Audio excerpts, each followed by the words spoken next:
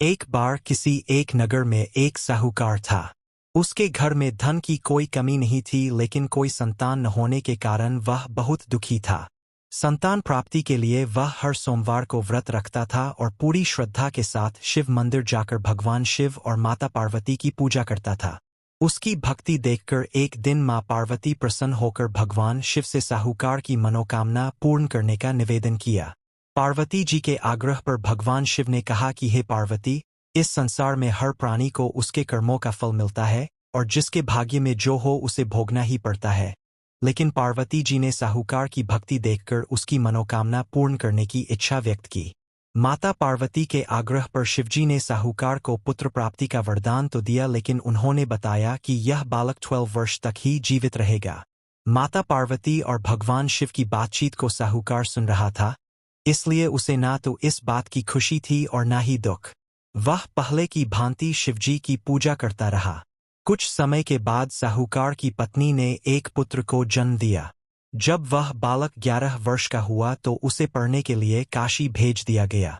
साहूकार ने पुत्र के मामा को बुलाकर उसे बहुत सारा धन देते हुए कहा कि तुम इस बालक को काशी विद्या प्राप्ति के लिए ले जाओ।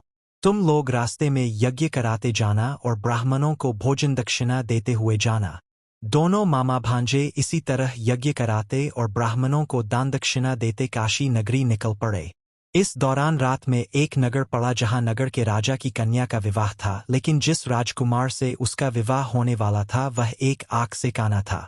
राजकुमार के पिता ने अपने पुत्र के काना होने की बात को छुपाने के लिए सोचा क्यों न उसने साहूकार के पुत्र को दूल्हा बनाकर राजकुमारी से विवाह करा दूं। विवाह के बाद इसको धन देकर विदा कर दूंगा और राजकुमारी को अपने नगर ले जाऊंगा। लड़के को दूल्हे के वस्त्र पहनाकर राजकुमारी से विवाह करा दिया गया। साहूकार का पुत्र ईमानदार था। उसे यह बात सही नहीं लगी, इसलिए उसने अवसर पाकर राजकुमारी के दुपट्टे पर लिखा कि तुम्हारा विवाह तो मेरे साथ हुआ है, लेकिन जिस राजकुमार के संग तुम्हें भेजा जाएगा वह एक आंख से काना है।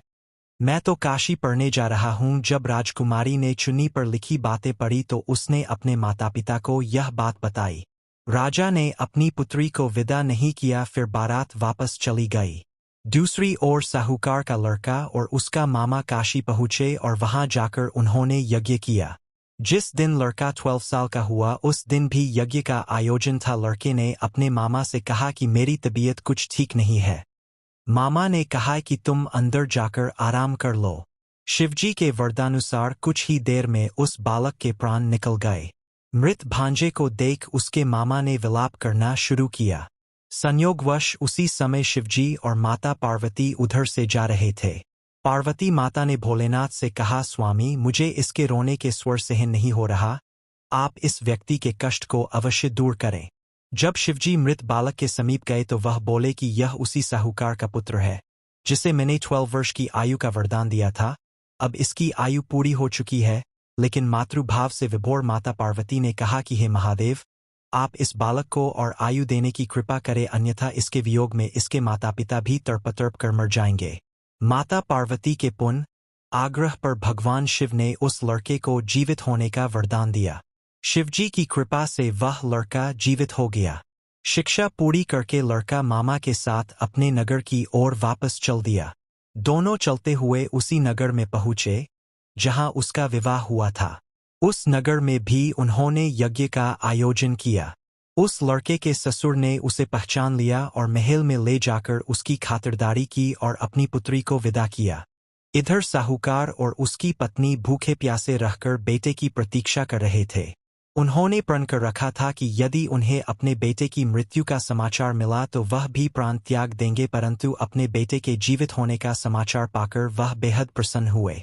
उसी रात भगवान शिव ने साहूकार के स्वप्न में आकर कहा, हे श्रेष्ठी, मैंने तेरे सोमवार के व्रत करने और व्रतकथा सुनने से प्रसन्न होकर तेरे पुत्र को लंबी आयु प्रदान की है। इसी प्रकार जो कोई सोमवार व्रत करता है या कथा सुनता और पढ़ता है, उसके सभी दुख दूर होते हैं और सभी मनोकामनाएं पूर्ण होती है।